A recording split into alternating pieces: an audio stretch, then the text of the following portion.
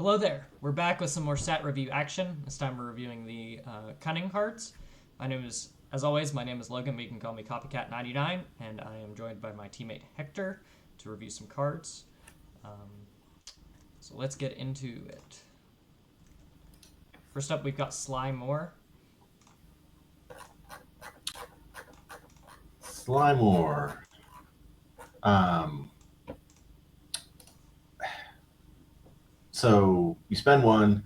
If there are four or more exhausted units in play, create a spy token. That seems really, really specific. I mean, very conditional. She flips on 5. She's a 3/6, so her numbers are fine. On attack, you can deal 2 damage to an exhausted unit. Um, I don't mind her flip side. It's easy enough to deal 2 damage to an exhausted unit. It's just her other side. You're already paying 1. Um, you're already paying 1. There has to be also 4 or more exhausted units, and then you can create a spy token. I don't know. She's not my favorite. Her leader front side should have been free, in my opinion. Like, it takes an action, Yeah, and there has to be 4 exhausted units. Like, Jesus, yeah, that's already a lot of conditions. Adding one on top of that is just a travesty. And then her deployed side's fine. Like on attack, like she essentially attacks hmm for 5 into exhausted units, which is unique. She's got that 4 straight in case you're playing like a 4 space build. And Imperial Official, like she's got great traits. It's just the leader doesn't do anything I really want, like compared to other Cunning leaders I could play. I think she even seems poor and limited. I don't think I want to spend 1 for a spy in limited very often. Like it's just yeah, she's a mess. And the even sadder thing is yeah, she's the only leader Cunning got this set because of DJ. So this is all you get. This yeah. is all you Yep. get when you're drafting. Like it's very disappointing. All right, here's C3PO. Um, he's another one I don't really like too much. I mean, you got to spend 1 and exhaust them, and then if you control an exhausted unit, you can exhaust the unit. So you got to jump through hoops to make that work. On attack, if you control another exhausted unit, you may exhaust the unit. So you always have to exhaust the unit somehow. Attack with something else first. I don't see there being any tier 1 C3PO deck anytime in the near future. The I feel like his deployed side is much better than his front side, having synergy with like Fleet Yes. Lieutenant, Rebel Assault, like the Babu Frick unit, exhaust to use his ability. Then he deals sex and gets to exhaust because your Babu Frick is now exhausted. Like that synergy is really powerful. hmm Um, Outside of that, like I don't want this front side. I really hate pay 1 and condition for effect. Like if I'm paying 1 resource, just Yeah. make it exhaust a unit. Like or just make it free if I have to have it exhausted unit and can't do it first action. Like it's hmm just it's too many things on the front side. I do really like the deployed side, but like having a mediocre leader side is just not something that makes me want to play a leader. No, I mean you want your leader side to actually do something. Yep. I've got a leader who has a legit leader side. Here's Padme Amidala. Yeah, when you reveal or discard 1 more card from your hand, you can exhaust this leader and deal 1 damage to a unit. That comes up way easily, I think. If your opponent wants you to discard cards, then great. You're going to use the ability. If you play any cards with disclose, which there are plenty of this set, you can use this ability. I think this ability is easy to trigger. It's pretty good. She flips as a 3/8 for 6.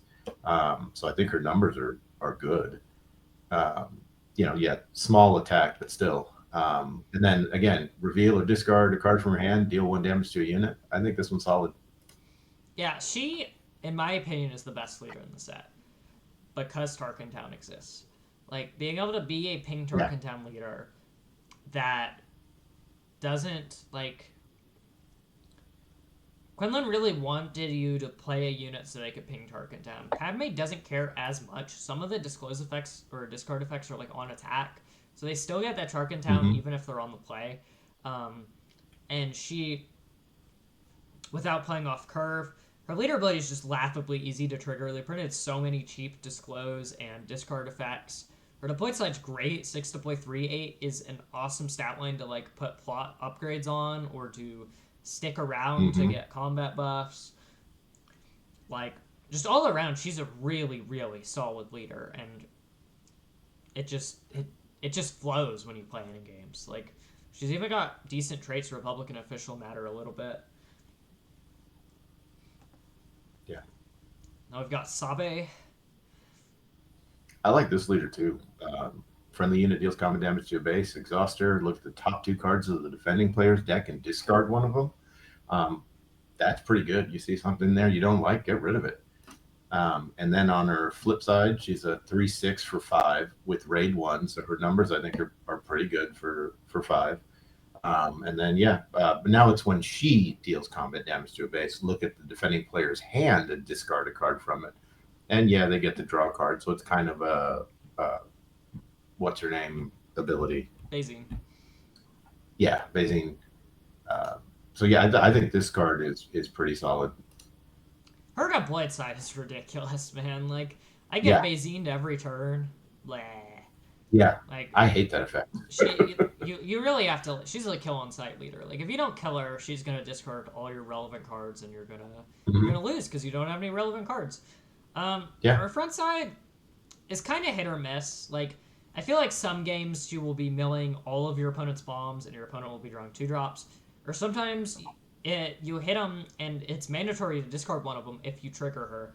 So mm-hmm. you see 2 2 drops, and you actually draw your opponent into their better cards. So it's Yeah.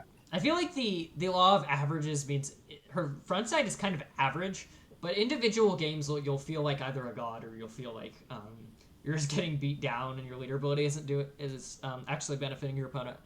But yeah, her deployed side is so good that I can see that seeing some competitive builds that just really leverage the tempo the deployed side gives you. And her front side, like, Mm-hmm. there's some synergies. Like, Zuckus wants you to know what's on top of your opponent's deck.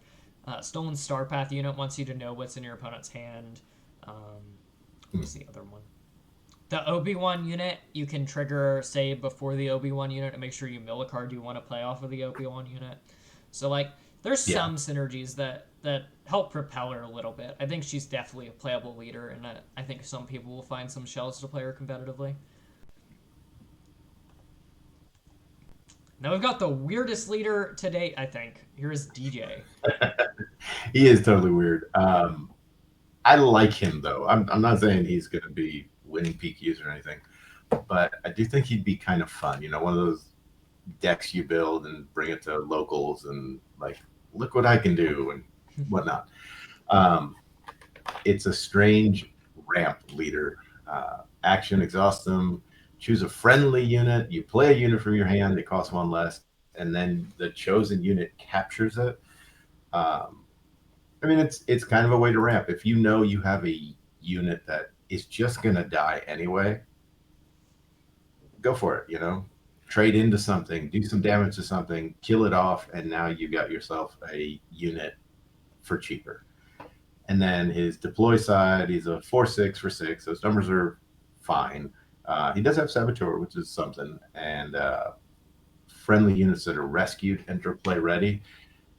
Kind of a lot of work there to make that work. You know, you want to rescue something, but then they come in ready. I think he's fun. Again, he's not going to be great, but I think he'd be kind of interesting to build the deck around. Yeah, I think it's really fascinating that they printed a leader that makes me want to put Pirated Starfighter in a sleeve. Like, that card has not been good enough for forever, and Pirated Starfighter in this leader is so good. You can play a 1-drop and then use DJ ability to play Pirated Starfighter, capture the Pirated Starfighter under the 1-drop, then use Pirated Starfighter's ability to bounce the 1-drop. The 1-drop left play, so now the Pirated Starfighter gets ready. You just get a 3/4 in space for 2 resources. Yeah. And like there's more, like there's such weird lines. Like he just plays the game so differently. He does such weird stuff. And it's really he's really fun to play. Now, I don't think he's consistent enough to work in a competitive context. And I don't think the card quality is good enough because you lose a heroism or villainy aspect to play him in a competitive context. but he's definitely a leader Hmm. you'll pick up and play like at casuals or at locals, and just like have fun. Like he's so fun, and it's so Yeah. thematic that he lets your own units get captured and then he rescues them. Like that's exactly what he does in the films. He Yeah. plays both sides, and he double crosses and then he double crosses the other way, and it's it's so awesome. He's Yeah. also like the most crazy Twin Suns leader ever because you can play him with either a hero or a villainy and get 4 colors when you traditionally only have access to 3. Um, Yeah. just get all these double cunning cards and the DJ himself. So it's definitely exciting to try and brew with him in Twin Suns. So yeah, all around, like I wish more of the bad leaders were designed like DJ. That like they at least do a cool Hmm. thing. Like they're exciting to play. Um, and yeah, Yeah. DJ definitely hits on that very very well. Now I've got an ISB agent reprint. ISB Agent, it was always a solid card. It sees play in, certain decks. So it's a cool reprint. Something else to ping. Yeah, it seems like a great reprint. Curve fill, finish something damaged off in limited. You're probably already disclosing whatever event you're revealing off of the ISB agent anyway, so your opponent doesn't really gain any information. Yeah. And then we've got Screeching TIE Fighter. Another type of space unit that I could see maybe in a Vader 4 type deck, some sort of space form. Another TIE fighter, one cost 2/1. It's an Imperial. On attack, you can choose a ground unit and it loses keywords for this phase. That could be, well, maybe not in Vader 4, but it could be potentially useful in some decks. I guess if it has something like Restore or Raid, get rid of it. If you happen to be playing a deck that has ground and space units, you can get rid of Sentinel on something. So I could see this card finding some uses. I feel like the bar for 1 cost space units is so low that this is going to see a decent amount of play. Like, Hmm. it's just a 1 cost 2/1, which we were playing anyway, that has Yeah. upside. Like, occasionally your opponent has a really annoying Restore unit or a really annoying Raid unit, and you just get to attack and blanket and not deal with it. Um, so yeah, Yeah. these space swarmy decks definitely, I think, will slot some copies of this card. Next up is Garandan. I like his one blade ability. I mean, name a card, look at opponent's hand, and discard a card with that name on it. Um, it's not always going to be horribly consistent, but if there is a card you do not want your opponent to play this, name it, and if you get lucky, great. If they don't have that card, then at least they don't have that card. Yep. Um, 2 cost, 1/3. I mean, something you can play in turn one. It does have plot, so I'd probably just resource it, plot it, and name the card that I want to get rid of to protect my leader. Um, and if for anyone who still plays Thrawn 1, this could be a really good card. Yeah, this is a sick Thrawn 1 card. It almost always hits if you play it past turn 1. Um, Yeah. yeah, like, you can always just play this turn 1 and name Millennium Falcon against Han 1. You are not playing a turn 1 Falcon against me unless you drew 2 of them. You can play against Han 2 and just play it and name Grogu. And when you are not playing a turn 1 Grogu against me unless you drew two copies. Yeah. Yeah, plot just really throws up the playability of this card. You flip your leader, you plot it, and you name Rivals Fall. And it's just like, you are not Rivals Falling my leader. Like, that's just, Hmm. it's a really powerful effect to have access to your deck. And it's such a cheap plot. Like, only 2 resources. You can mix it in with some other plots or some 4 caustic card on your 6 to play leader. Like, it seems very, very playable. And it's Underworld. You can clunky it and do it multiple times. And the more you play Hmm. Garandan, the better it gets because you see their hand from your previous Garandan, so you almost Yeah. have a guaranteed hit. So like it just seems like a really, really compelling card, and I definitely think it'll see play in some competitive decks. Yeah. Now we've got General Grievous. I think this card would be really good if it wasn't for its when this unit is attacked ability. I mean, 2 cost 3/3. Um, we're getting a lot of 2 cost 3/3s all of a sudden. It's hidden, so at least it's going to stick around and attack once. But then if it becomes a problem, all they have to do is attack it. and your attack becomes a waylay. Grievous So runs away I from think porgs. it's, what's that? I said Yeah, it runs Grievous away runs from away from Borg. porgs. He's Right. deathly frightened of them. Yeah. So yeah, I just think that's way too much of a limitation. Now I think this But if card it is wasn't for that, totally garbage in every deck but Grand Inquisitor. In Grand Inquisitor, yeah. you can play it, ready it, hit them for 3, and then if they attack into it, you bounce it and heal it, and then you just replay it, re-ready it, attack them for 3. So outside of Yeah. unit-based removal or event-based removal, like this thing can potentially just hit them for 3 every turn, and there's nothing they can do about it in Mhm. Grand Inquisitor. That is literally the only current leader I would even sleeve this card in, and I'm gonna be really sad because I'm probably gonna open like 2 copies of this at pre-release and be like, I might not even put this in my deck. Like it just doesn't. Right. It like Like it's just a dude. Yeah. his ability is a downside, and it's even sadder that you can't play him in Kazuda because he'd be a shoo-in in Kazuda, but you can't play it in Kazuda. It's a villain card. Yeah.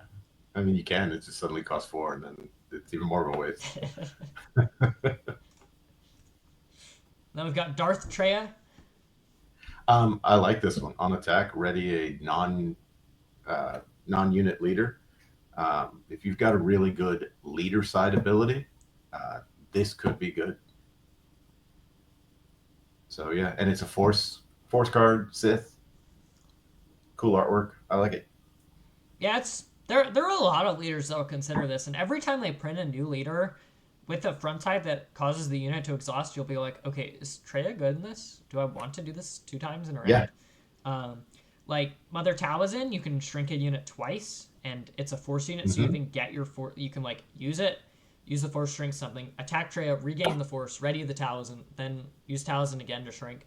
So that seems like a very appealing combo that like Talazin Yell will definitely play this.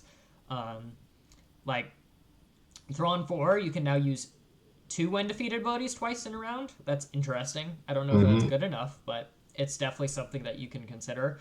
You can cycle 2 cards with Trench and just make your deck super consistent. Like, there's a lot of like weird leaders that could benefit from using their leader ability twice, and Trey enables it.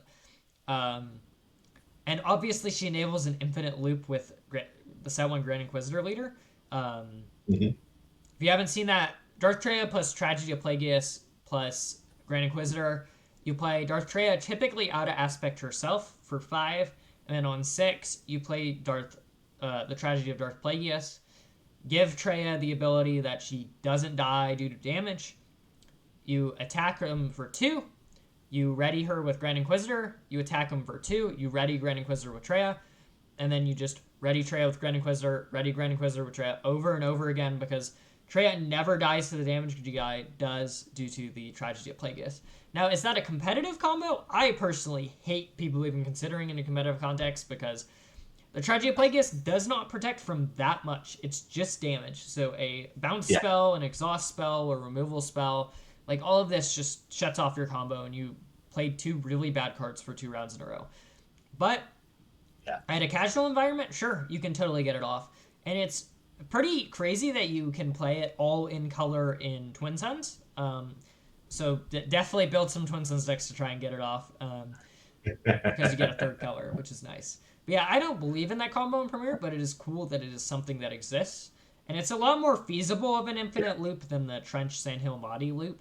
So it is cool that the developers are like okay with some like lower power level loops existing in the game.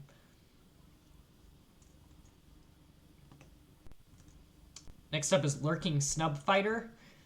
I think this is another solid card. I mean, 3 costs 2/3. The numbers aren't too special, but when played, exhaust a unit.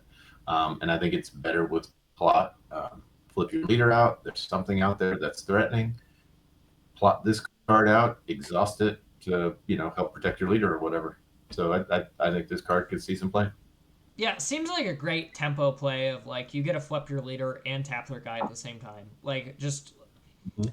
like they're threatening like you're in a really close racing scenario. They're threatening lethal. You get to flip your leader, counter threaten lethal, and tap their lethal threat. Like I feel like that scenario isn't that unlikely to happen pretty often. Like No. in close games. So having an effect that does that, and now its stats for 3 if you're not plotting it do feel kind of bad, but sometimes all you need is an exhaust effect from hand, and this is a pretty unconditional exhaust effect, just any unit. Yeah. It's an So, exhaust effect that at least puts something on the board. yeah, for sure. So there's a lot of good going for this. I would not be surprised if some competitive decks decide to play a couple copies of this card.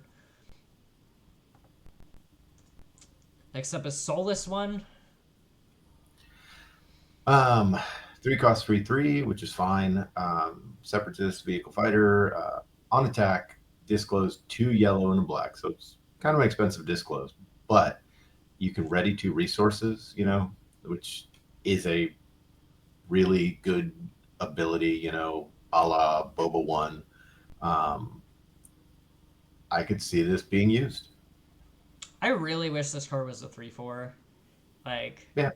um, as a 3/3, I'm a bit lower on it, but it's still like, and again, it's a double disclose cost, so it requires you to hold two specific cards to repeat it, and that it's a lot harder to do in real games than it feels. Um, but the upside is you're playing with an extra 2 resources, which is a very powerful effect. So I would not be Mhm. surprised if this card finds a home. Yeah. Then we've got the Trade Federation Delegates. Uh, 3/4 for 5 is not great, but when played, create 2 spy tokens. So this card isn't the worst card in the world. And limited, I could totally see playing this, and suddenly you have 3 units out. Yep. Um, it's not a bad card overall. There probably are better options in Premier, but even still, depending on the shell, it might find a home. Yeah, being able to just develop 3 threats and limited seems pretty good for 5 resources. Um, and Premier, I think there's better things to be doing with 5 resources, but it seems like a solid Mhm. limited card. Next up is Grand Moff Tarkin. Um, Something where you can take control of an enemy ship for a turn. He costs 6 though. It's 2/6. It's very specific. I just I don't see it being used unless maybe sideboard against some threatening space deck. But even then, there are probably better sideboard options. Like maybe in a Palpatine yellow shell where you can threaten to sack it when they're trying to kill your Tarkin. Um, it's like okay. Being limited to vehicles Mhm. really is a downer on this card. Like if it could steal Yeah. anything, then we'd be talking. But Oh like yeah. vehicle is a very niche field. Some decks like play no vehicles were stealing. So I don't know if this will actually make the cut beside like a one of fun of and a Palpatine yellow shell. Hmm. And then we've got Grand Admiral Thrawn. I like this card. 7 cost 8/7. Um, when played, the opponent can choose a non-leader unit they control. If they do, then this unit captures it. If they don't, you ready this unit. Um, that's a pretty good choice to make your opponent have to pick. And then, when defeated, a friendly unit captures an enemy non-leader unit in the same arena. It's great. Comes into play, does something bad, gets defeated, does something bad. You know what I mean? Like for your opponent, I mean. So I like it. I think it's a good card. Now it is if your opponent has a wide board, they just capture their worst unit, um, which Mhm. is annoying. So it's a lot weaker the wider your opponent's board gets. But if your opponent has one good unit, this is just either a ready 8/7 or capturing their best unit, and then they kill to get it back, and you're just like, okay, my when defeated ability will recapture that unit under something else. Yeah. Um, so it can really put your opponent in like a really bad position. And if your opponent has no units in play, you can just play it as ready 8/7, which is pretty frightening. Um, so like yeah, there's a lot going for this card. I don't know which shell in particular wants this card, but if a shell is found that needs this kind of finisher punisher effect, like this is an effect that I think threatens enough value that it's worth giving your opponent a choice. Um, so yeah, I think there's definitely potential for this card to see play in a competitive deck. Yeah. And it gets even better post rotation when it's not competing with Cad Bane unit. Hmm. Next up is fully armed and operational. If an opponent attacked your base during the previous action phase, play a unit from your hand, give it ambush for this phase and its plot. So just another. Oh my goodness, drawing a blank. I can't remember the name of the card. The card that lets you ambush in a unit for Timely one. intervention. Timely intervention. Thank you. But it's another version of that. It's very specific that they have to have attacked your base, and you have to do this immediately after. But you could also plot it in, so that's something as well. I could, if timely intervention sees play, I can see this seeing play as well potentially. I just like the number of conditions on this card. You have to Yeah. spend one, and your opponent had to attack you in their previous action, and you have to have a unit worth, and they have to have a unit worth ambushing, and you have to have a unit worth playing worth ambushing. Like, I feel like timely is just more live more often, and timely has smuggle, which is significantly better than pop for this Mm-hmm. kind of effect. I think. Um, Yeah. like I feel like there will be scenarios where this card is like nuts, but I think the average game it just won't line up. It's similar to 1 in a million, where it's a lot of things have to go right for this to line up in a way that is beneficial to you. But I don't know. It's still really giving a unit ambush for one resource is very powerful text. So I still would not be surprised, despite these limitations, for the card to see some play.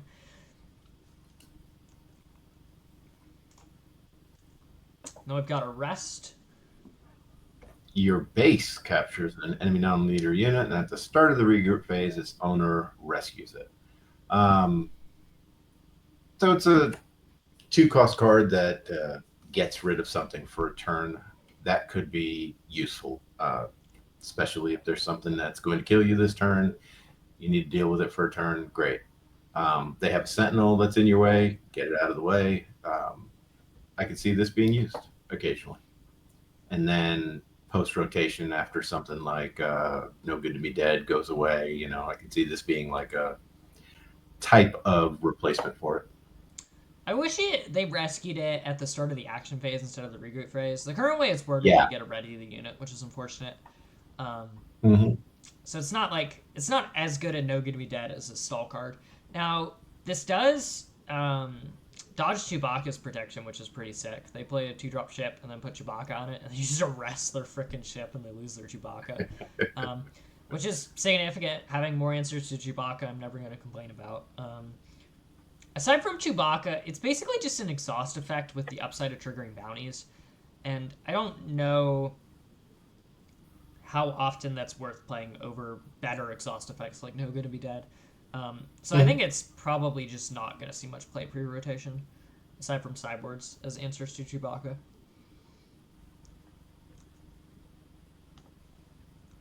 Now we've got No One Ever Knew. Um, for each friendly official unit, exhaust an enemy unit. It only costs 2. So if you happen to have a bunch of official units, this could be, like, hey, I'm just canceling your turn. If you're not playing a heavy official deck, then you probably don't want to play this card. I feel like this card is just going to ruin careers in Limited. Like, all the units, or most of the units, are officials, so this is going to just be like tap your opponent's whole board for 2 resources, which seems ludicrous. I think even if you only have 2 officials in play, this card is probably worth playing. Like, if you got like half a deck full of officials, like maybe this is worth slotting a couple copies of. It's a really powerful tempo type effect to have access to. Whether there's a competitive deck that is fielding that many officials remains to be seen. That is also Cunning villainy. It's kind of specific. So I don't know. I could totally see it going either way of seeing no play because it has no home, or like the effect is powerful enough to see play. I just don't know if there's a shell that really is in Cunning villainy and has a lot of officials in play in Premiere. Next up is the Furtive Handmaiden. 1 cost 2/2, which is fine, if you have room for 1-drops. But on attack, discard a card from your hand. If you do draw a card, that could be good card quality at that point. So I could see putting this in a deck, where I need 1-drops. Seems like a really good curve filler 1-drop if you don't care about the traits. Like Naboo currently only matters for 1 card. But yeah, and being able to cycle bad cards and draw better cards, like increasing the quality of your hand is a valuable effect. It's obviously gets even more bounty points in Padme, where it triggers Padme. But I could see it seeing some play even outside of Padme as just a solid one Yeah. drop that helps fix your hand. Hmm. We've got Bail Organa. 2 cost 2/4 Republic official. Um, so fine numbers. On attack, discard a card from your hand if you do create a spy token. That could be pretty good as well. I think if you've got the cards to discard, and then I'm going to turn it into a 0/2 raid 2 official. Great. This card is a very, very powerful 2 drop. Like Yeah. if your opponent lane dodges you and goes in space, you just make a ton of attackers. Like you can make a 2/2 every turn they can't interact with, which is pretty sick. Like it triggers Padme, so it's obviously very good in Padme. Like if you're making spies, sure your opponent can kill them, but then they aren't killing your base, so it kind of puts them in a lose-lose in a racing scenario. There's a lot going for this, and worst case it's a 2 cost 2/4, which is a very good baseline to be at in the Yeah, current which is format. fine by itself. So yeah, he'll definitely see a lot of play, I think. Next up is the Bravo Squadron Fighter. 2 cost 2/3 in space. Fighter with Saboteur. That's fine. You need a turn 1 play. 2/3 isn't horrible, and it has Saboteur in case your opponents have Sentinels you want to try to get around. So I could see seeing some play. There are probably better turn 1 plays I'd want to play, but it's something. I'll play it in limited for sure. Yeah, it seems great in limited. I could see it in like Sabine Yellow in Premier. A deck Mhm. traditionally primarily plays a lot of space, and being able to just have something that you can put pump effects on that dodges Sentinels seems nice. Um, yeah, solid little card. Totally could see some play. Next up is Junior Senator. Uh, 2 cost 3/2 Republic official. I mean, you need a turn 1 play. You can do worse than a 3/2.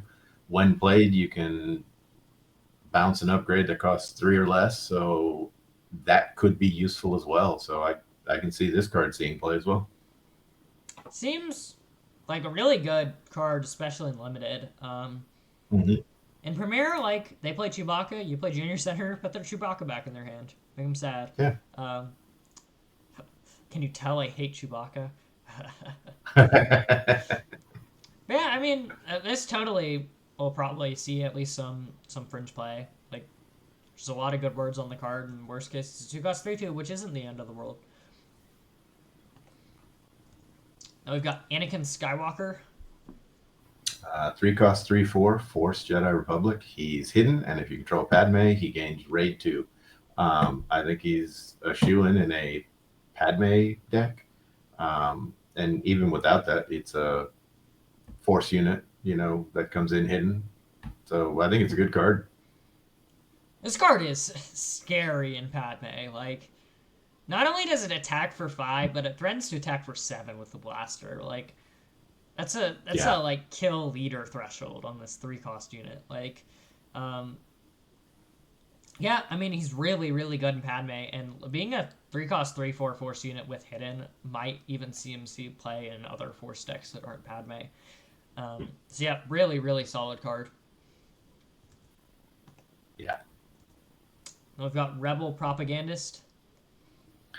Um, when played, when defeated, give another friendly unit +1 and Saboteur for this phase. Um, this could be pretty useful if you need to get around Sentinels. Being a 3 cost 2/4 is not the best in and of itself, but it does have Rebel and official traits, and the when played and when defeated ability could be useful in specific situations. And even if there is no Sentinel, you're at least giving it a +1. If there's a shielded unit and you just want to get rid of the shield, you've got a Saboteur. Yep, I mean, I think the only problem with this card is space. The 3-drop slot in aggressive decks is pretty contested, even in just mono yellow. So he might not see play due to that reason, but he'll be pretty great and limited at playing some pressure, maybe dodging some sentinels, and he might find a home in a premier deck. I've got Taladurith. I like that each other friendly unit gains hidden. She's just a 3 cost 3/3, however. So, I mean, is it going to live long enough to make that matter? It has plot, um, but that late in the game, I don't know if being able to give anything hidden is that important. At the time that I'm wanting to flip my leader, usually I want cards that have an immediate effect. Yeah, it's just like if I want my leader to live, I'm probably just playing plot upgrades. Like I don't Yeah. think giving hidden doesn't make it immune to rivals fall. It doesn't make it immune to getting exhausted. Like these other problems. Like Mm-hmm. I don't think my leader is getting like it helps your leader not get ambushed, I guess. But like if your opponent's gonna ambush Vader, they'll just ambush the Tala and kill your leader anyway. So it doesn't even help Yeah. against that. Um, I think if Tala herself had hidden, I'd be a lot more on board. But Yes.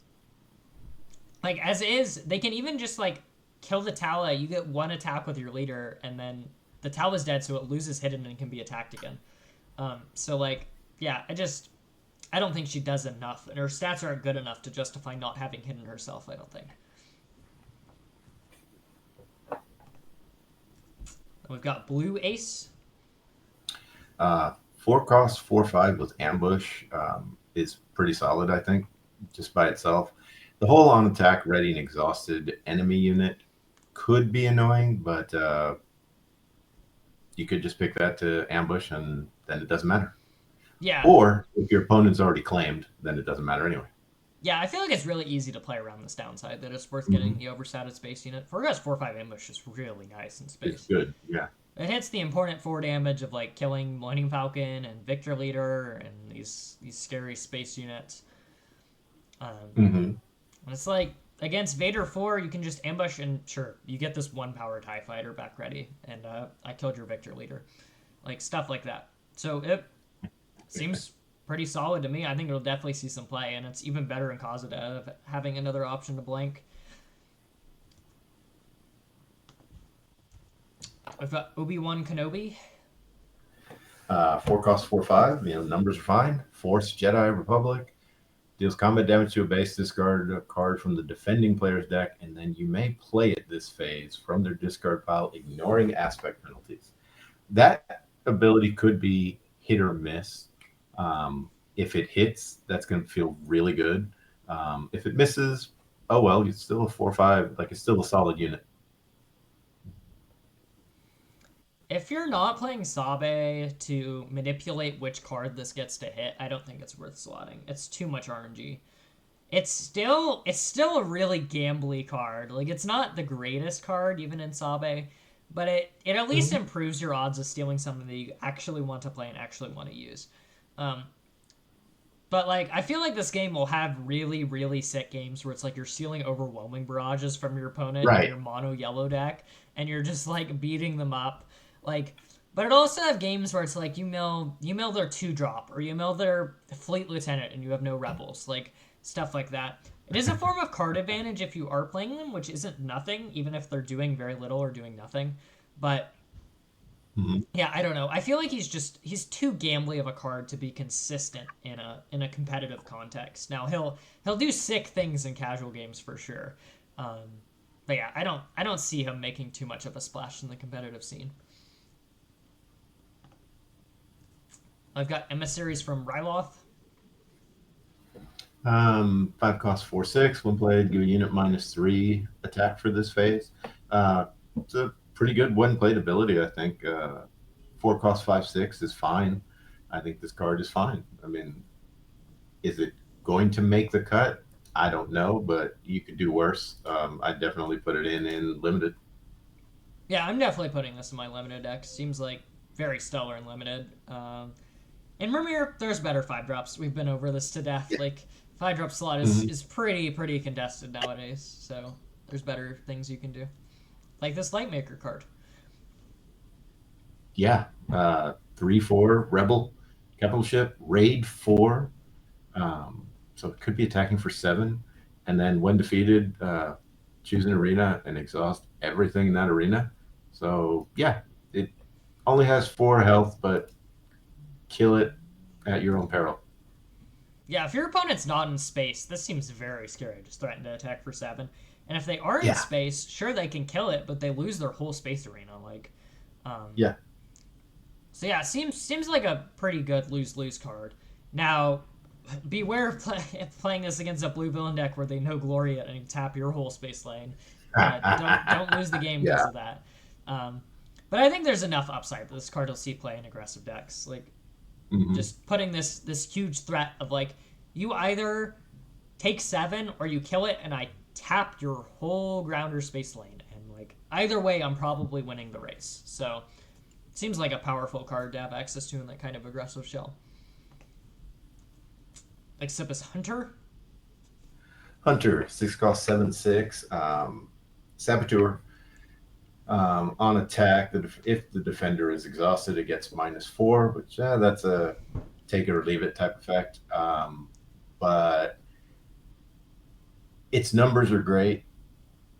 I just usually want something with more immediate impact that late in the game. However, in limited, these are the type of cards that could just win you a game because sometimes whoever just has the biggest unit just wins a limited game. Yeah, having a 7 power limited bomb that also has Saboteur so they can't block it with Sentinels seems very good. Mm-hmm. Like, it'll definitely be a haymaker in limited. In Premier, Yeah. I think I'd rather just play his fellow Cone Wrecker with the same stats, get overwhelmed instead Yeah. of Saboteur, and get some immediate impact.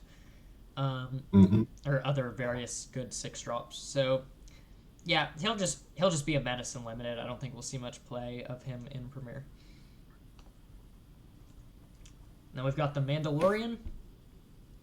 I think this unit could be pretty good. I mean, it's an 8 drop with immediate impact. Yes, it's only a 6/8, but it does have ambush. Attack their little unit, and you defeat that unit, and then you can choose an enemy non-leader unit and capture it. So attack the smallest thing to capture the biggest threat outside of their leader, of course.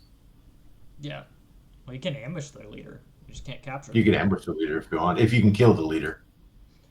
Yeah, it's solid. I don't know if Yellow Hero wants to be going to 8 very often. It's kind of the problem with the card. Probably not.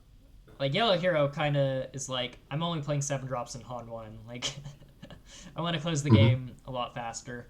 But aside from that, none of the words on this card are wrong or bad. um, I kind of wish it had 7 power so I like ambush a Kellerin and then capture something else. That would be nice. Yeah. It's just, I mean, maybe in a Boba or Boba 2 yellow, the hero Boba being able to give this an extra power. Maybe it cooks there. But I don't think there's a lot of shells that want to go this late in yellow hero, which is the problem with the card. Nothing Mm-hmm. wrong with the text or the way they want us to play this card. It's just I don't think it has many homes, so it won't see much play. Yeah. It'll definitely be a haymaker in limited though. Kill one bomb, capture their other bomb, fill up a 6/8. Seems good. Yeah. And then we've got Stolen Starpath unit. Attach unit gains on attack. Name a card. Defending player reveals their hand. For each card in their hand with that name, create a spy token. If you happen to know what they have in hand, this could get you a spy token. If you don't, then it's probably too much of a gamble. Um, However, with the new set and people using disclose abilities, you will know what they have in their hand a little more. So I could see this being useful in limited, maybe. I just in a premier deck, I don't think I'm fitting this in. I think it's got potential in Sabe in Premier, because you see what they draw. Like you mill one of them and you see the other card they draw, um, Mm-hmm. and it's like Emmy's at least making a spy and +1/+1 for on attack makes spy seems good enough to me. Maybe it gets cut last second, but I think it's definitely testing worthy. In limited, I feel like people will be playing a lot more disclosed cards in limited, so it's much more likely this actually hits.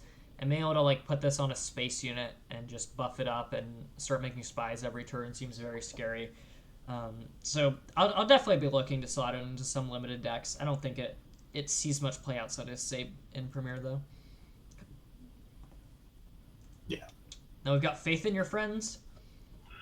I could see this being used, particularly on turn one, when you have a bunch of cards in hand, so you can possibly play the disclose effect. Regardless, for two, you're searching the top three for a card, any card, and draw it. If you happen to hit the disclose effect, then you suddenly create two spy tokens. So, I mean, the later it goes in the game, the less chance you're going to be able to disclose that many cards. But I can see a really cool turn one play where you do this, draw a potentially useful card, and disclose this, and suddenly you have two spy tokens on turn one. Very iffy though, but Yeah, it might be fun. So you either have to be slanting towards yellow hero or be playing a mono yellow hero deck to make this card consistent enough. Triple yellow is a lot of yellow, even on turn one drawing a card.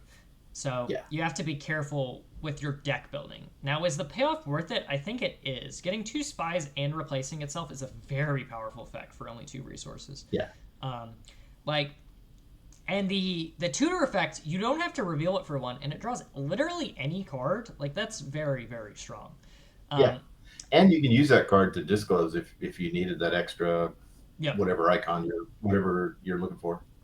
So, like, I've been playing this in Padme, where sometimes you hit the nuts of draw the set 5 Ray unit, reveal Ray, deal 2 to a unit, 2 to a base, then disclose triple yellow double hero, make 2 spies, trigger Padme, kill off their turn 1 play because we did it 3 damage. And I've got 2 spies and 6 cards in hand, or 4 cards in hand. 4 cards in hand. Yeah. 4. And it feels like I literally like won the game on turn 1. Like, it is such a crazy nut draw that deck has. So like enabling these kind of crazy draws, I think it's worth considering slanting your deck to yellow. And I definitely think this card will see some high level competitive play. Now we've got Libertine. Double yellow, 4 costs 3/7, so it's pretty sticky. Gets a +1 for each captured card it happens to be guarding. When played, choose an enemy unit and a non-leader friendly unit. The enemy unit captures the friendly unit. I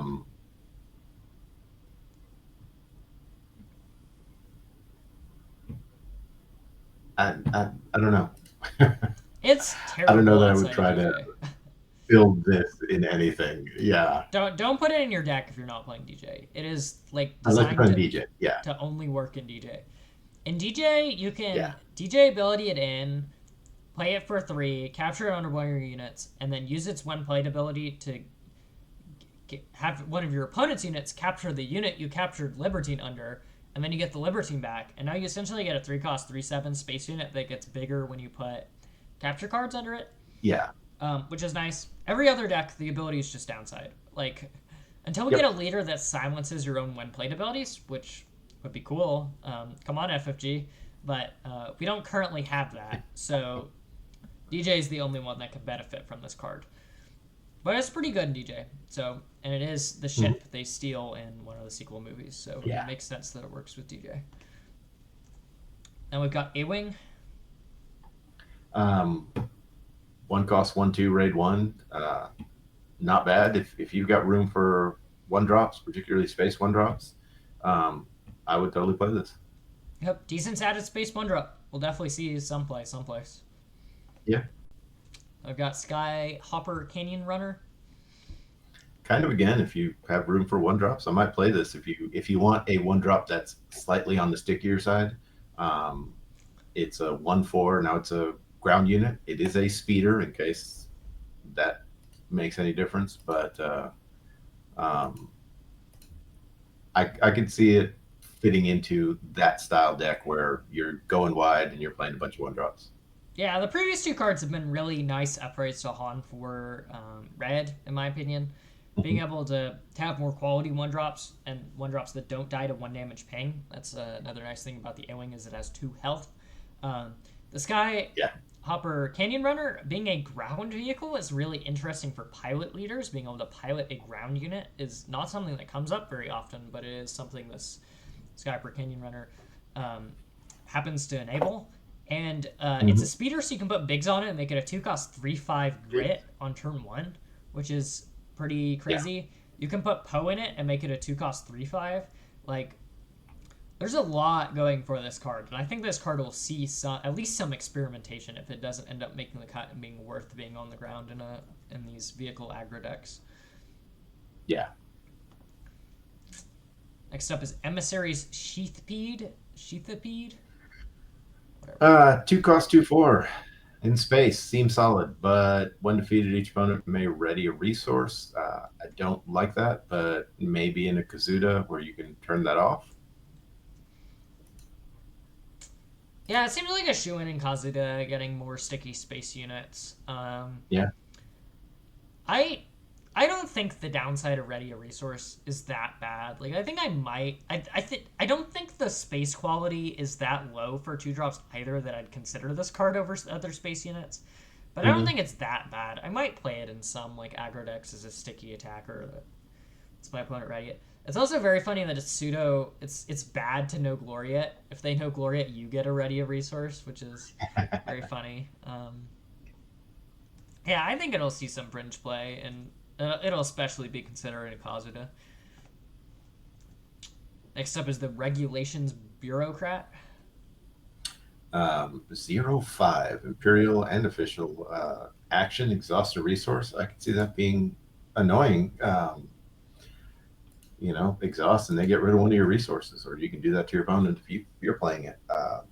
I could see it seeing some play in some sort of tempo style deck where they just want to limit what your opponent does.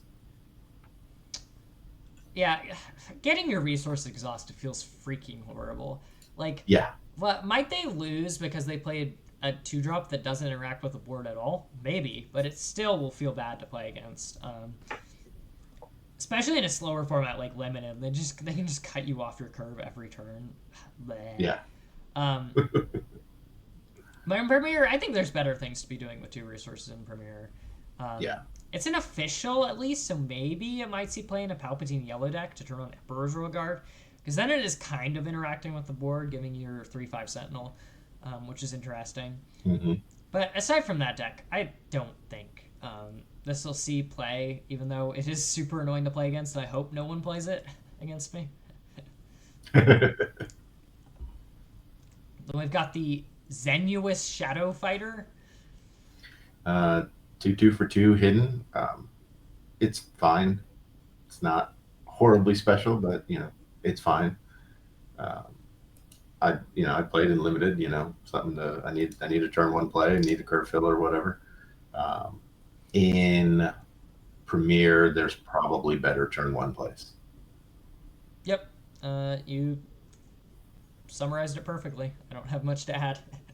Just a good turn one play for limited.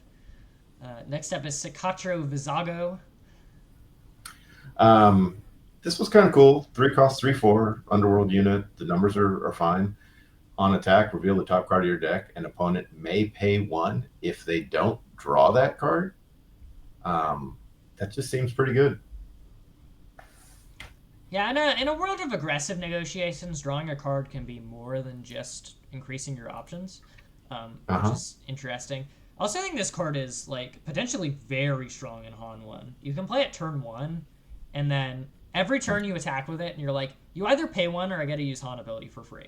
And that's like a really scary choice for your opponent. Either they play under curve or you play above curve. Like, there's really no winning choice for them there. Um, so I really Mm-hmm. like it in Han 1. I like it in aggressive negotiation decks. Like, maybe in this Han or Yeah. this Cad Weenie deck, being able to like draw a 1 drop that you can play off of it after you've already depleted your hand from going wide. Like, seems like there are plenty of decks that might consider this card. Next, we've got the Ebenhawk. 3 cost 3/3 in space. On attack, disclose a heroism and/or villainy. If you disclose heroism, then this unit gets +2, so it can attack for 5 for this attack. If you disclose a villainy, then give the defender -4. Um,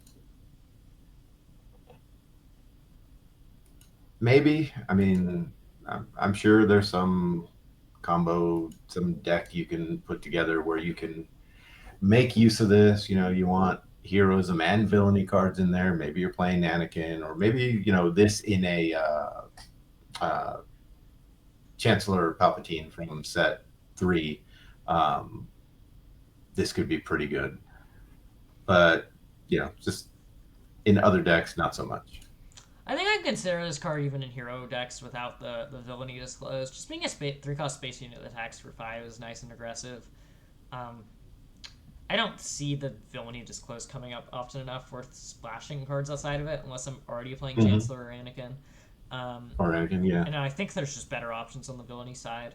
But maybe it'll see play in some space aggro deck like Han 4 where you can attack for 5, and that's good enough. You don't really care about the survivability of your ship because, again, it's only got 3 health, and I really dislike 3 health space units. Yeah, it's just going to die too easily. Now we've got the Hired Slicer. 3 cost 3/4 on attack. Reveal 2 cards of a deck. So if you do, you may exhaust a unit that shares a trait with one of those cards and put those cards on the bottom of the deck in any random order. This could be pretty strong. I mean, if there's a good chance an opponent's deck is going to share traits. There are certain decks where they're going to share traits. It's like, yeah, this deck is probably all Underworld. Um, so I could see this being used. Be able to exhaust one of their units like all the time, and by itself, it's a 3 cost 3/4. That's not bad. Yeah, so like there's Underworld tribal decks, there's Rebel tribal decks, and then Mm-hmm. Vehicle is a trait, so space aggro, like this hits Yeah, space aggro too. So it's like a lot of the decks in the game are tribe centric, like having a lot of one trait. So this card probably will be force decks too. Like it'll be probably be yeah. exhausting a unit pretty often, um, which is Mm-hmm. interesting. I don't know what deck wants to main board this, but it's definitely like a potential sideboard card against these more heavier tribal decks, taking out the bad cards in a matchup. I could definitely see this seeing some experimentation in decks, or at least in sideboards. We've got Unruly Astromech. 3 cost 3/2 hidden, which I guess the hidden kind of helps with its really small number, but when defeated, exhaust an enemy in it. So that in and of itself could be kind of nice. So um, I'd probably definitely running this in limited. In a premiere, I'm not sure it's making the cut, but it might be a consideration. Yeah, seems solid, like a solid limited card. Maybe in some Thrawn 4 build where you can tap 2 units with it. It's not lane centric, it's any unit, which is nice. Um, so maybe it finds a spot in some Thrawn deck. I dislike how low its stats are. I would not personally be playing it outside of limited, I don't think. Next up is Lone Shark. Uh, 4 cost 2/5 ambush, but does have raid 1. Um, Sounds interesting. I mean, it gives you an ambusher, but it's only attacking for 3 at that point. It isn't official. Just probably better things that I'm going to do for 4 resources. So it's probably not making the cut in most decks. She's like Kawaki and Monkey Lizard. Like we put Kawaki and Monkey Lizard in our decks in limited, and you weren't excited about it, but every once in a while it comes up, you just ambush it and finish off some damage thing. That's what Lone Yeah. Shark's going to be played for. We will play it in limited. Limited is a much more unit on unit centric format than Premier, so having ambush units to finish off stuff or kill smaller units is a nice option. So I'll definitely put it in some limited decks. In Premier, there's much better ambushers for 4. I'll play Modded Cohort or Forlom or something instead. We've got Duchess's Investigators. 5 drop 4/4. The numbers are not fantastic. It's a Mandalorian, but when played, disclose a Cunning. And if you do, each opponent discards a random card from their hand. That seems pretty good, especially in Twin Suns. Like if I'm playing a Twin Suns with yellow in it, this is totally going in there. Okay, so we play Yellow Red Hero and Twin Suns, and we play Duchess's Investigators and Chopper and Lothal Insurgent, and we just like you are really gonna make the table hate you. They seems very funny to play for like Oh one yeah. game and then be like, okay, I'm switching decks. You guys are just gonna murder me the next time I play this deck. Yep. But yeah, I mean, this text disclose just cunning is a very small cost. Random discard Yep. seems like a decently powerful ability. The stats are a little low, but I could see this in like a Qui-Gon deck. Being able to play this, make your opponent random discard, bounce it, play Ahsoka, make your opponent discard again. Like that seems pretty backbreaking if you're on the Uh, other side of it. Um, Outside of decks that can like get value from the one played multiple times, I think its stats are just a little too low to justify the ability. But it'll definitely like it'll ruin games in Premier or in Twin Suns and Twin Suns. Limited. Yeah. Next up is Vel Sartha. 5 drop 4/6 Rebel. Numbers are fine. Raid 2, which is pretty good. And then each exhausted enemy gets -2 while defending. That could be useful if you're trying to get rid of something. She's already probably with 6 health anyway, so but you know makes it even better. So I think this card could see some play. It's okay. There's a lot of competition for 5 drop though. We got that blue unit that's just Ray as a unit. Well, here's Jin as a unit, but they actually made her strong. Like, poor Yeah. Jin. Jin didn't even get a repeat leader this set. They were just like, nope, we just hate Jin. But yeah, like, um, yeah, I mean, the text is fine. I think it's a lot better in Limited than Premier, where you're more likely to be able to attack any of your opponent's stuff. But I could see a context even in Premier where, like, a very trade-centric deck wanted this effect, like an Anakin Yellow or something that wants to get those value trades, make the value trades even better. And, like, worst case, it just trades with a Poe or whatever because of the raid. So I think Yeah. there's a decent bet going for this card. I could see it seeing some experimentation in decks, and especially see play in Limited. Then we've got Sonara-san. 7 cost 7/7 is good numbers by itself. It's hidden, which is okay. On attack, for each friendly unit, ready a friendly resource. It's kind of a lot of cool things I'd say going on there. However, um, it's just too slow. It comes into play. It's not really going to do anything until next turn, if it even survives till next turn, or if there is even a next turn. So, when it comes to 7 cost units, I want something that does something immediately, like a Kelleran back or a Han Solo ambushing something. Yeah. In Limited, though, I think this is fine. I really hate how this card fights itself. It's got hidden, so it makes it hard for them to remove it the turn you play it. But then it wants you to wait until you've spent resources the next round to ready resources off Yeah. of the on attack ability. So you almost waste the hidden because to use the on attack ability you have to do something before attacking with it, and then they'll just remove it. Like it's really awkward that it fights itself. Now in Limited, like a 7 cost 7 power unit, you can kind of just end there. It might be good enough with that. Hidden makes it even more annoying to remove. Removal is not that good in this Limited environment, so just having a 7 cost 7/7 hidden is probably good enough, even if you aren't going to use the on attack ability. So we'll definitely see some play in Limited. There's better 7 drops to play in Premier for sure. Yeah. I've got Sneaking Suspicion. 2 costs +1/+1 upgrade. It happens to have plot. It's fine. I might throw it into a Limited deck, just to use the plot. I just in a Premier deck, I don't really see it making the cut. This is my least favorite of the cycle of common plot upgrades. Plot Mhm.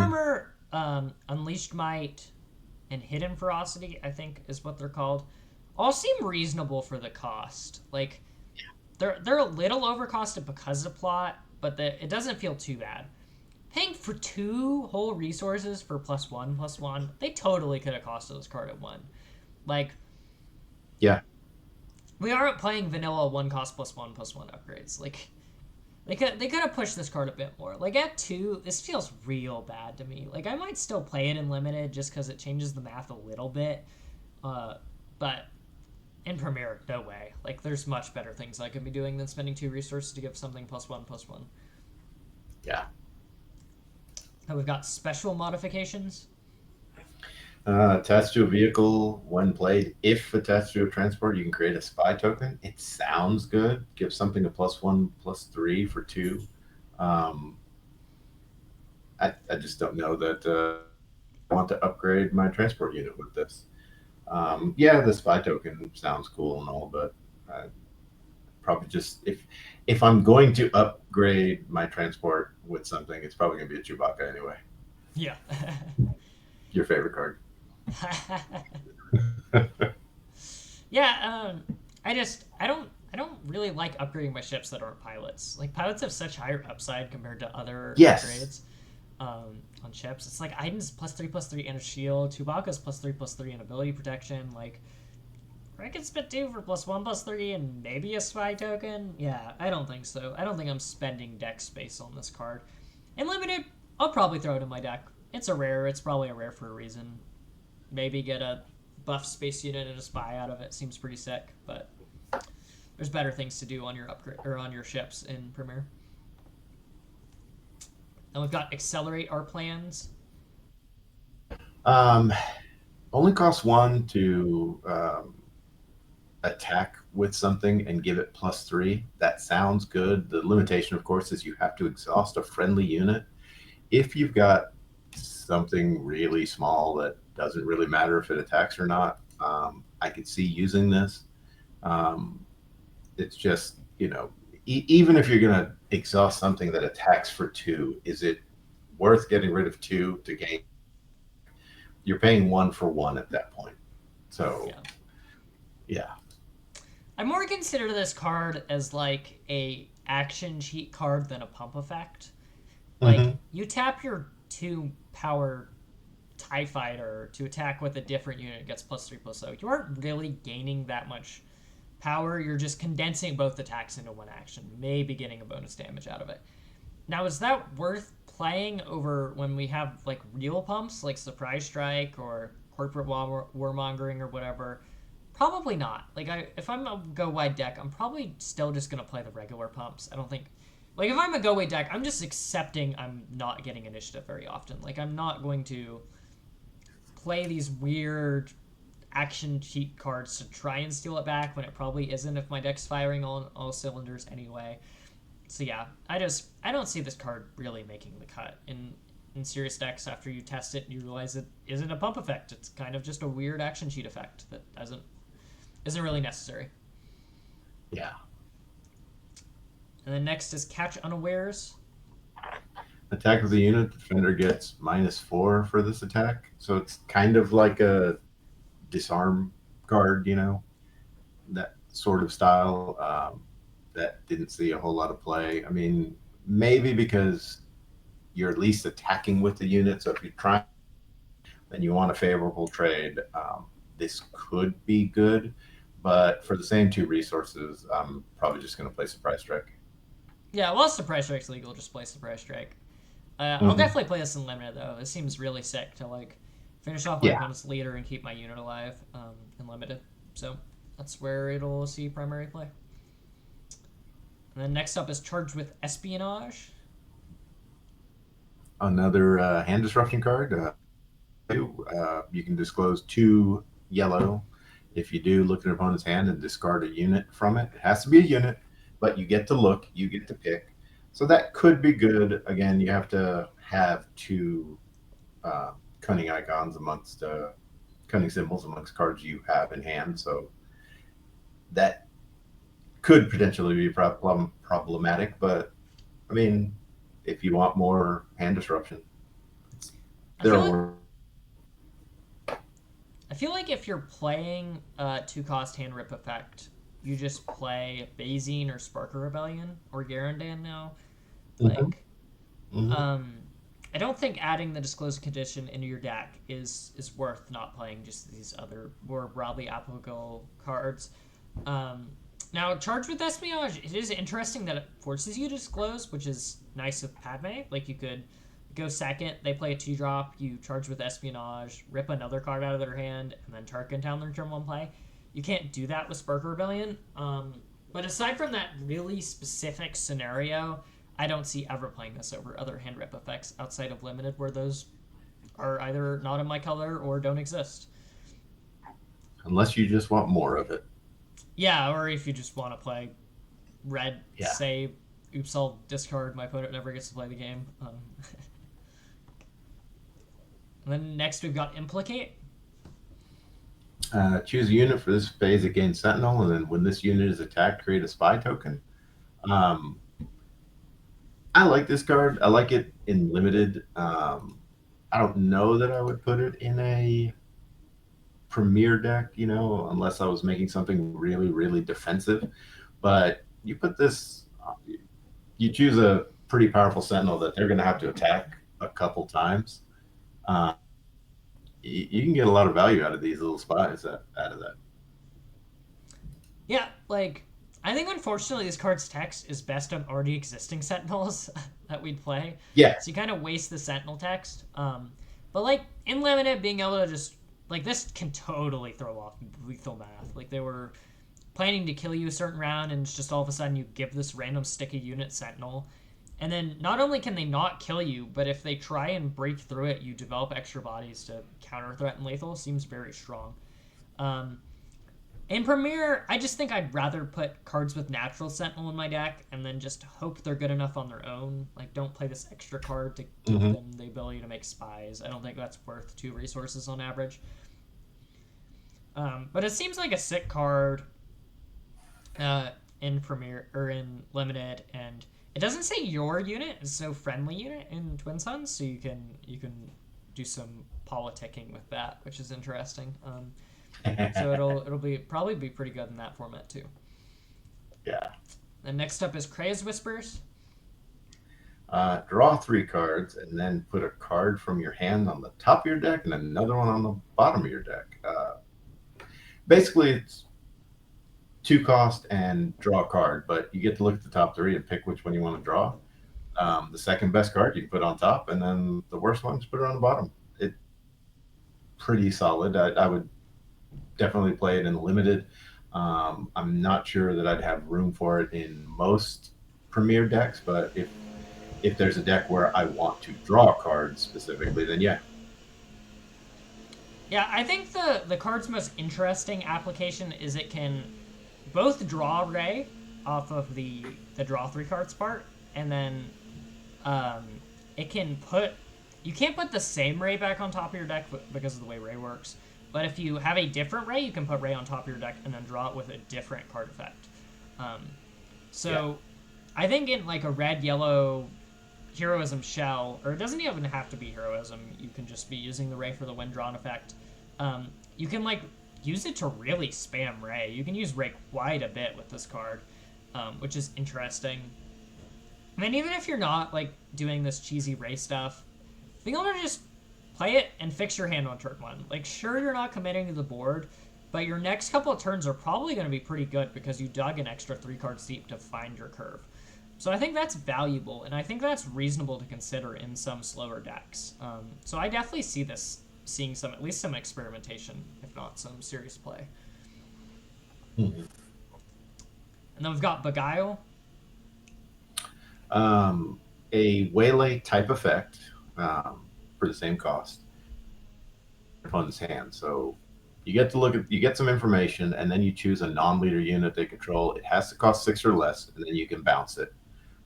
So it's more limited in that sense than waylay, but it also allows you to look at their hand in case you have something that might help you there. Like some of the cards we've talked about where you play it and name a card and do something from that. I could see this being used in some style of deck. I often want to play waylay over this because it doesn't have the limitation of 6 or less, but I see it has its uses. Yeah, I could totally see some people deciding to play this over Waylay. It's like a side grade. I think both are very, very good individual cards. And obviously, post rotation, we won't have Waylay, so we'll definitely be playing this card. Yeah. Um, Yep. but some decks, the hand information matters. Like if you're playing Garandans in your deck, being able to know so you can hit something good off of Garandan is important. Um, some decks just kill your opponent before they have to worry about waylaying units that cost more than 6. So this just is a strict upgrade in those contexts, unless it's going 4 for them.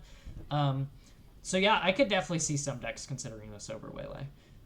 It's Mhm. about as strong as waylay, I think. We've got bogged down in procedure. If you can disclose, I think this is probably worth it. Um, three three resources to exhaust 2 units is pretty good. Um, Apart from that, maybe not. I mean, if you absolutely need to exhaust a unit that's about to kill you, fine. But to spend 3 resource on it seems a little expensive, maybe. Yeah, I mean it's half of a cunning for only 3 in single cunning. Mm-hmm. So that's noteworthy. Like cunning's a very good card. So Yeah, playing half of cunning is probably reasonable. Like I'm sure there's decks that are going to consider that. Seems like a very powerful racing tool, and like single cunning is not a lot of disclosed costs. Like that's basically nothing if you're playing the cunning aspect in your deck, and if you're playing the Sata aspect, what are you doing? Um, yeah. I've got the wrong ride. Um, Now you're exhausting 3 resources to exhaust 3 of your enemy's resources. So, No, just 2, not even 3. or sorry, to exhaust 2 of their resources. Sorry, 3 of yours to exhaust 2 of theirs. So I don't really get the math there. Yeah, you can plot it maybe, and you're gonna on your flip turn you want to limit what they can do. I can see using that, but to play it, do I really want to exhaust 3 of mine to exhaust 2 of theirs? I'd rather just play something on curve at that point. Yeah, I feel like this card suffers from the fact that not a lot of decks can capitalize off of this, the parity of the effect. Like Yeah. it is semi even. You tap 3 to tap 2 of theirs, but what deck is benefiting from your opponent having less resources and doesn't care that they have less resources? And the only deck that I really think of is Han 4, because Han 4 can immediately ready those resources that you just spent on the wrong ride. So now you get to tap your opponent's resources for free. So it seems interesting in that deck, if the meta is slower and you want to disrupt slower decks in your Han 4 deck. Outside of Han 4, I think there's just better proactive, like more proactive plot effects we can play. Just tapping their resources, like sometimes they didn't have a play, and sometimes they have a decent play with the tapped resources. So you kind of just tap your resources for nothing, which is definitely a concern. Yeah. But it does seem pretty nasty in Han 4, and I bet Han 4 will play it. I've got Undercover Operation. So for 3, you can ready a unit that was played this phase, and if it costs 3 or less, you can create a spy token. That sounds pretty good. I realize, wait a minute, I just played a unit, so I spent my resources already. Yep. And if I have 3 extra resources, then why am I just playing another unit? Like I Better think than a spy token. it's like fine and limited. Like I didn't draw my 6 drop, so I get to play a 3 drop, play Undercover Operation, ready my 3 drop, make a spy, hit you with my 3 drop. Like that's about the value of of some 6 drops in limited. Um, but in Premiere, that's just not good enough.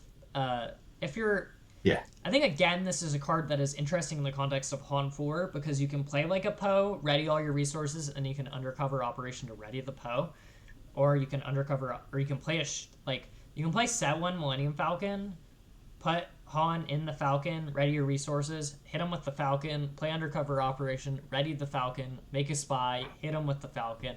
Like that's a lot of value. So I think it's another Yeah. card that really just only works in a competitive context in Han 4. And I pity the people that are trying to build Han 4 because there are a lot of good cards for it in the set. And trying to cut down to 50 cards sounds like a nightmare for that deck. Um, But yeah, I don't see it in any other deck in a competitive context. And that's all the cards for Cunning. You got any final thoughts Mhm. about Cunning? Overall, as far as the four base colors, in this set, Cunning is my favorite. I think it has the highest density of useful cards. I really hate how disruptive Cunning is in the set. I don't want my resources tapped. I don't want cards ripped out of my hand. Like, leave me Mm-hmm. alone. I just want to play my cool Star Wars characters.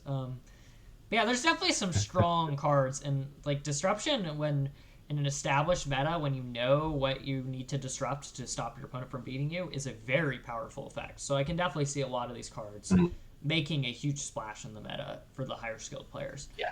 Um, yeah, so all in all, I still think it's a hair weaker than I'd like for a set.